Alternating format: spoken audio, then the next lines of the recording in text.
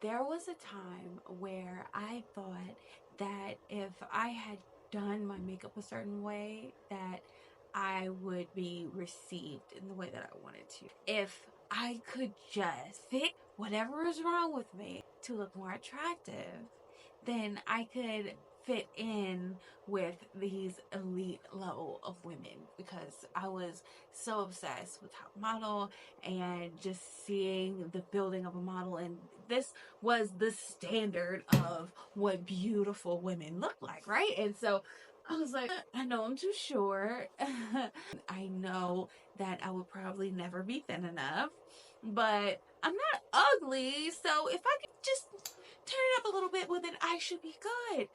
But then somewhere over time, that became like my whole personality, was trying to improve myself to look like this ideal version of a woman, and then completely lost sight of what makes me special and actually a woman and what I wanted until I realized that instead of elevating and appreciating and enjoying my beauty and myself and just loving myself, I was actually putting on a mask to hide and pretend that I was a version of me that just didn't exist. Now, there was nothing wrong with wanting to elevate yourself and wanting to come and show yourself as your best.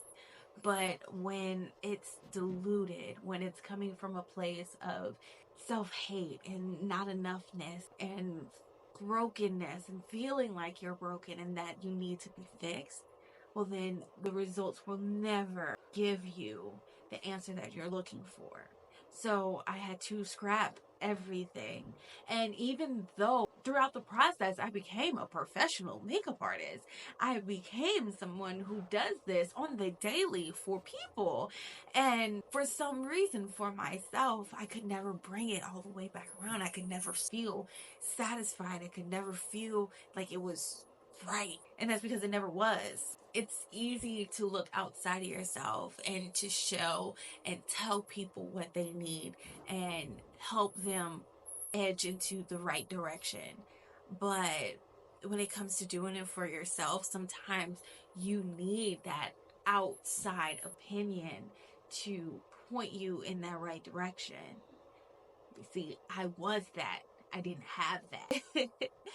So I learned to strip everything away, forget everything that I knew about makeup, and not the technique, but the mentality behind it, and build from the ground up, not following trends, not looking for somebody that I could mimic, but tuning into my personality, my special gifts, my superpowers, and loving and accepting myself and my features from without the makeup, from the ground up, loving my face shape from every pimple and wrinkle and pore, and learning how to work with it versus just wanting to cover and hide it all.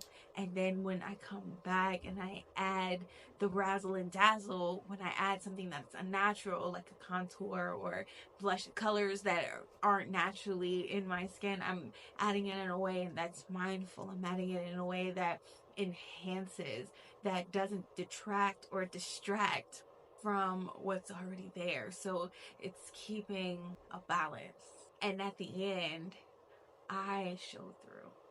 At the end, you see me.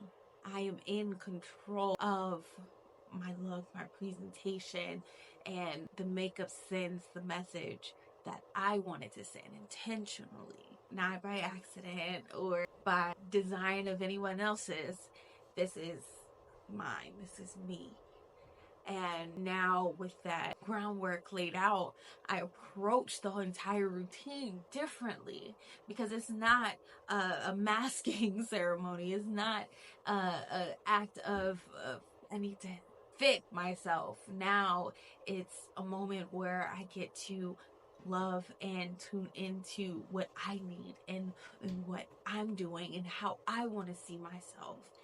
When I'm at my best, I'm at my highest, and then we build and we create from there.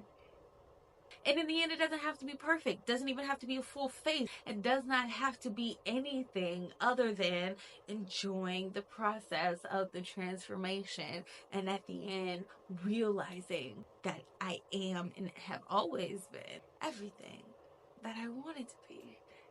I just gotta allow myself and step up and show up as her. And that's a beautiful place to be. That's a beautiful mindset to have. That's a beautiful way to live. And it does not matter what you look like, it's how you show up.